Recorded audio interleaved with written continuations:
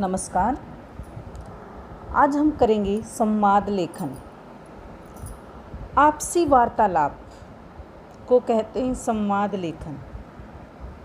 संवाद लेखन भी अन्य विधाओं की भांति साहित्य का ही अंग है। साहित्य आप कर चुके हैं।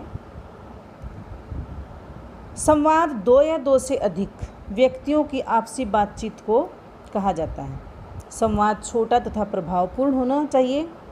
संवाद की भाषा सरल एवं व्यक्ति के अनुरूप होनी चाहिए। अब हम पूरा दिन आपस में बातचीत करते रहते हैं, कोई किसी के साथ, कोई किसी के साथ, किसी न किसी विषय पर हम वार्तालाप करते रहते हैं, उसको हम संवाद बोलते हैं।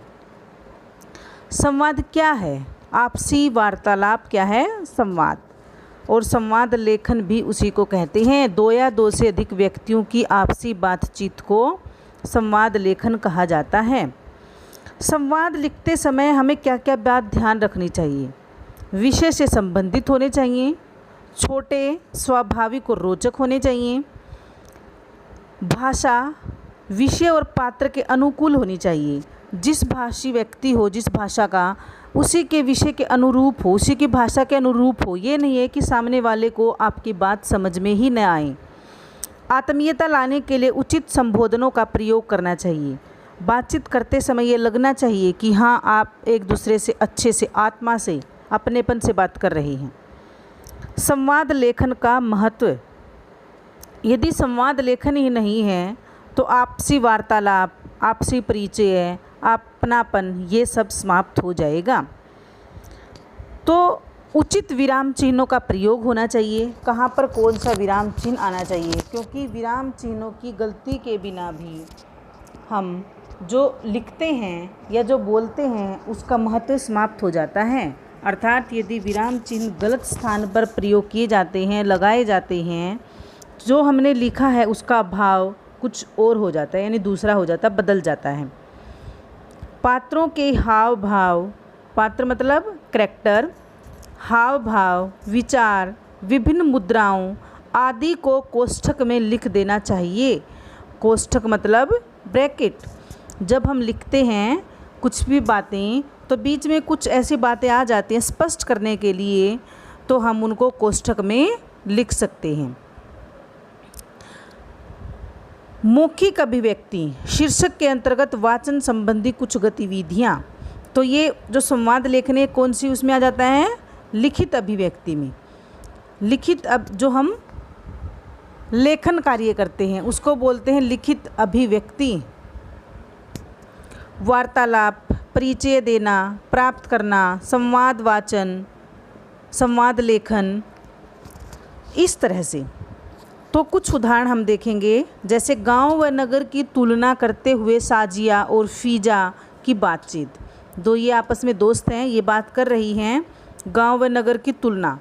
साजिया कहती है, बोलने वाला आगे आएगा और उसके बाद निर्देशक आएगा, हमारा देश तो गाँवों का देश है, गांव से ही तो नगर बनते हैं। फीजा कहती है, वह तो ठीक है, परंतु नगरों के कारण ही गाँवों के सुख हैं।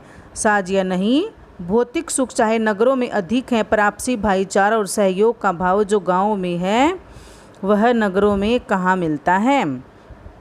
अर्थात दोनों गांव, एक गांव से की बात पक्ष ले रही है और एक नगर की, दोनों आपस में बातचीत कर रही हैं नगरों में गांव की। और क्या कहती हैं कि जो बातें गांव में है, जो भाईचारा और सहयोग की भावना गांव में है, वो नगरों में नहीं है। इस प्रकार दूसरा उदाहरण देखिए, जैसे दो मित्र आपस में हैं और बात कर रहे हैं, मतलब विषय कोई भी हो सकता है। आपसी वार्तालाप।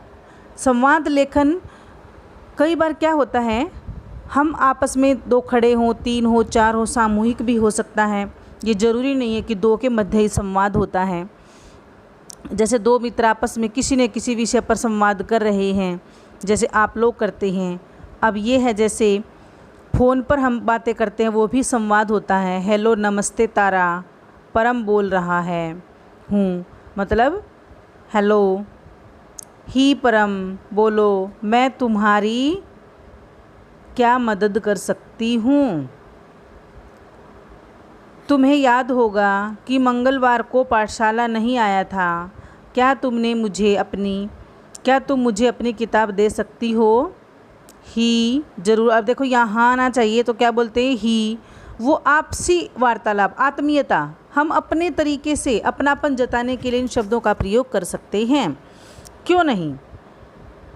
कल मैं तुम्हारे घर मेरी किताब भिजवा दूंगी और कोई काम हो तो ज़रूर बताना। तो क्या कहते हैं? परम क्या कहता है? ज़रूर, धन्यवाद तारा। तो इस प्रकार आपसी वार्तालाप किसी न किसी तरीके से फ़ोन पर भी हो सकती हैं, जो बातें उन्हें भी संवाद कहते हैं। इसी प्रकार एक अन्य उदाहरण आप और ले लीजिए। जिस प्रकार ये दिया हुआ है ये वैद्य का है, ज़रूरी नहीं है आप किसी भी उदाहरण के द्वारा आप समझ सकते हैं। जैसे माला और विमला के बीच लड़का और लड़की में भेदभाव पर संवाद लिखिए।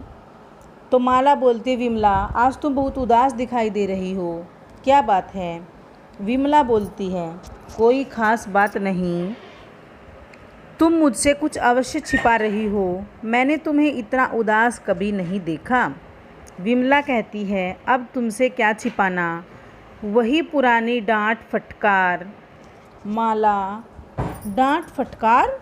तो यहाँ पर विस्मयादि बोधक चिन्ह का प्रयोग आएगा। किसकी डांट फटकार? तुम्हें किसने डांटा और क्यों? तुम्हें किसने डांटा? प्रश्नवाचक चिन्ह आएगा। अब विमला बोलती, और कौन डांटेगा? यहाँ पर भी माँ ने डांटा है, पूर्ण विराम।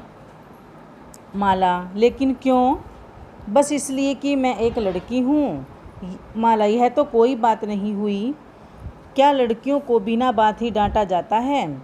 विमला, हमारा समाज ही ऐसा है, इसमें लड़के को वंश चलाने वाला, परिवार का पालन पोषण करने वाला और बुढ़ापे का सहारा माना जाता है, लेकिन लड़कियों को तो पराया धन कहकर अपमानित किया जाता है।